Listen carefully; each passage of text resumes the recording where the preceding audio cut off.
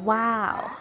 Saka yasiki ng baboy with batuan, ginger, onion, or tinatawag namin na bawang, saka yung siling haba. So, ito guys yung aking mga gagamitin na ingredients para magluto. First, meron ako ditong nugasan na kawali or kasirola. Pandalin na natin. Then, pagantay tayo hanggang sa matuyo yung laman sa loob. Tapos, lagyan na natin siya ng mantika. Igigisa natin siya ng konti. So, just hold on guys. And, tatapusin na natin. Ito na guys, ilagay na natin siya ng konting mantika lang para mag-isa lang natin yung bawang. Konting-konti lang guys, hindi naman kailangan yung madami. Okay. Kasi ano lang tayo, less lang tayo sa mantika dapat. Ayan, dala-dalayan lang. After that, Wow! lagay na natin yung bawang.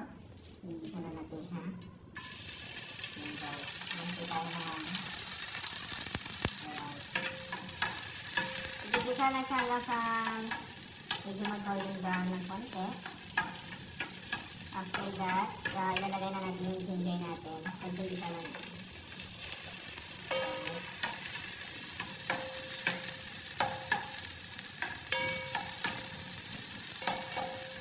Hanggang sa maging golden brown din. Nantayin natin na maging golden brown siya ng konti guys. Tapos ilalagay na natin ang ating ito ng baboy. Guys, i-pour nyo lang ito guys. At saka minsan hindi ako gumagamit ng machine, gumagamit ako ng sarap. Pero pag sila nilagay ito, para sa nilagay-klase lang ito. Alright. So kung makikita nyo guys, feel pa rin yung pag-ano natin. Pag-igisa. So, hindi naman kailangan pagpalalim ng mag-isa, then pwede na ito. Lagay ko na yung sipin ng baboy. Alright. Lagay ko na. Okay guys.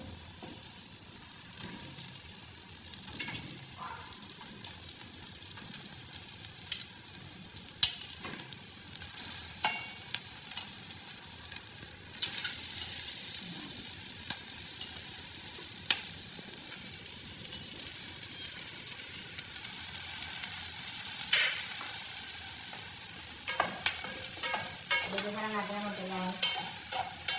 Kasi kanina pa guys, nilapuan ko na yung baboy para lumulunod siya.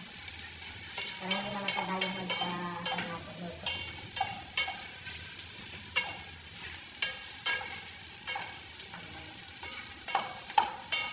Lagyan natin na konti na asin. Ang gatong lasa.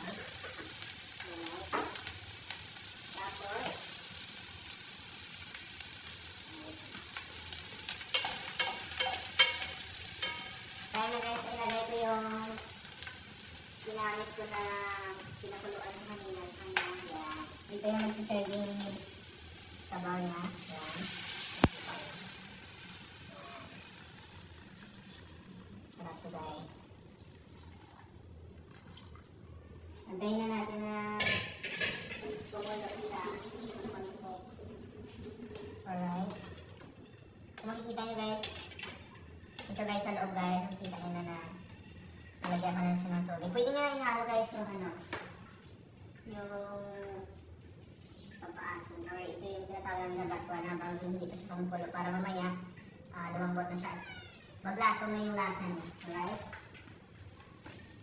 So, i-antay na lang natin guys na lumambot saka isunod natin yung mga ingredients. Or pwede natin guys na kasi para mas madali na ilalagay ko na din lahat para at least habang lumambot siya, mabilis lang din. Ito yung ilalagay ko na din. Alright. Nilamihan ko yung gulay niya. Ito lang na simple yung naluto to. Namimiss ko kasi yung probinsya kaya minsan gusto ko magluto ng mga ganito dito sa city. Okay. I-wait ko na lang guys na pumulo siya hanggang sa lumambot at pwede na iyan. See you later guys.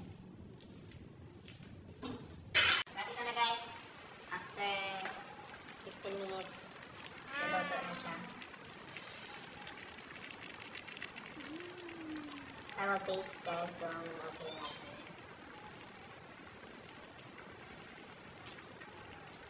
Wow. Wow. Ito.